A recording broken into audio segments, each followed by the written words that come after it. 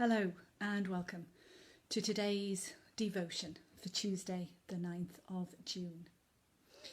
Thinking about what to talk about today, the following Bible verse from a much loved psalm came to mind. Search me, God, and know my heart. Test me and know my anxious thoughts. See if there is any offensive way in me, and lead me in the way everlasting. Those verses come from Psalm 139, verses 23 and 24. And for me, these verses remind me that we are not always as self-aware as it would be helpful to be. Sometimes it's good to have help, both in discerning those areas where we're doing really well, so that we can be affirmed and encouraged.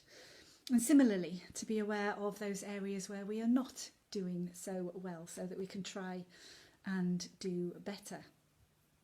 When I was 8, I got an autograph book for Christmas, one of the treasures that I have unearthed during lockdown. But I didn't need to find it to know that my grandma wrote in this book for me, and what she wrote was a quote from the Scottish poet Robbie Burns. I won't try and quote it exactly, but it goes something along the lines of, if only we had the power to see ourselves as others see us.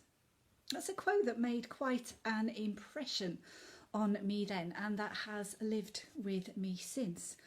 And I suppose reflecting on it today, that what is important for me now is not so much how others see me, but how God sees me.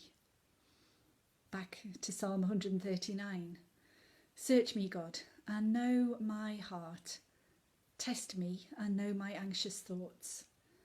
See if there is any offensive way in me, and lead me in the way everlasting.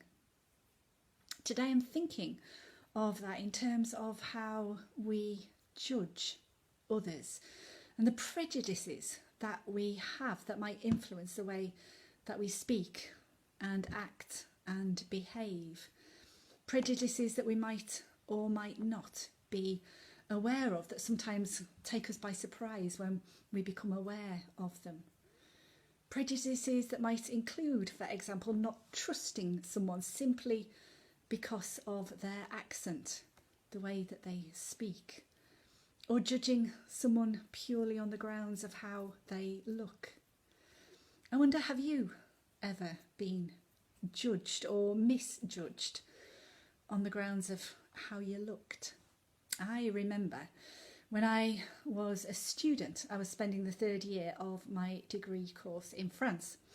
And I was travelling home for Christmas, and I arrived at the customs in Portsmouth. And as I walked through, I got called out and asked to come over so that I could have my bags checked.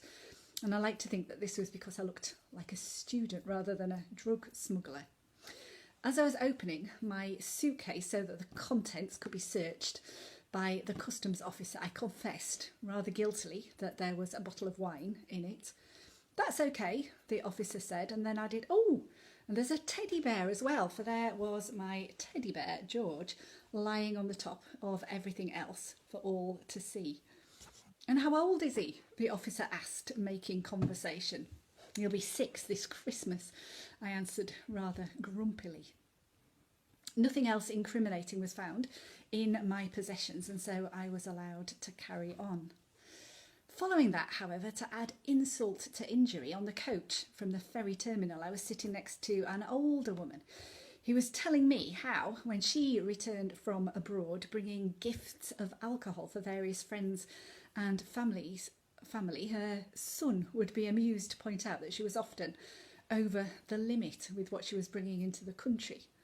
Yeah, and I bet you never get stopped by customs, I thought to myself, rather begrudgingly.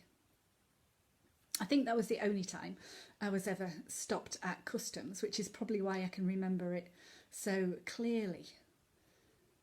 But imagine if that happened to you every time you travelled abroad, just because of how you looked. And imagine if you were stopped by the police every time you went out with your mates just because of how you looked.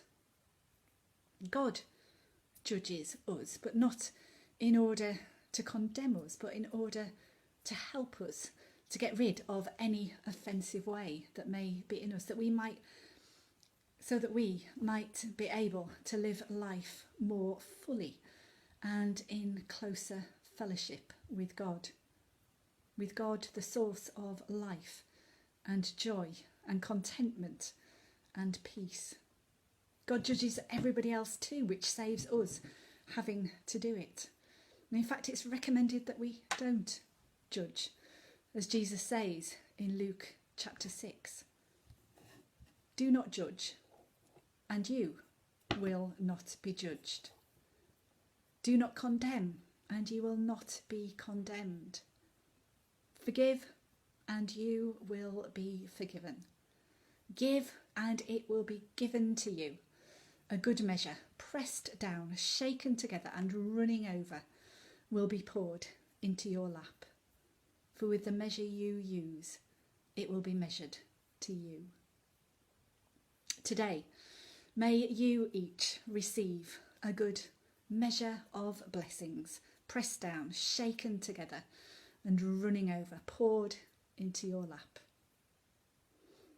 God bless.